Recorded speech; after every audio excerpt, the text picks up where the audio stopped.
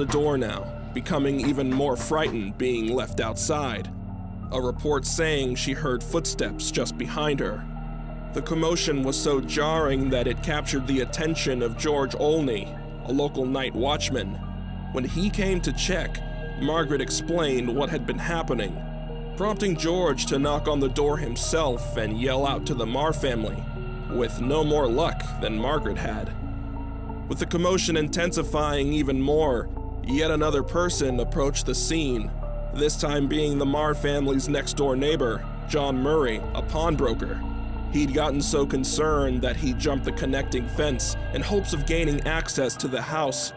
The first thing he'd noticed was their back door was completely open and that a light was on nearby. Murray wasted no time in scaling the rear steps of the business, calling out for Timothy and Celia. But just as before, there was no answer. But when Murray descended the flight of stairs to the linen shop on the first floor, he would, quite literally, stumble on something truly traumatizing. Right by the stairs, the battered body of James Gowan, Timothy's apprentice, was found bludgeoned to death so badly that bits of gray matter painted the walls, along with his own blood. His face had been completely smashed in. The pawnbroker was horrified.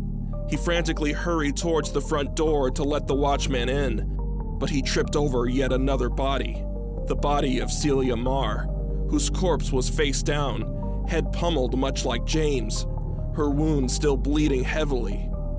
John Murray scrambled back up, finally managing to open the door for George Olney to let him inside and urge Margaret not to follow them in. Together, the pair of men searched for Timothy Sr., but alas, he was dead as well, beaten to death by some tool like the other two, right behind his own counter. That only left one person left to check for, 14-week-old Timothy Jr. upstairs. The men rushed up the flight of steps and into the living quarters to check on the boy. And, as if this tragedy couldn't become more morbid, it did.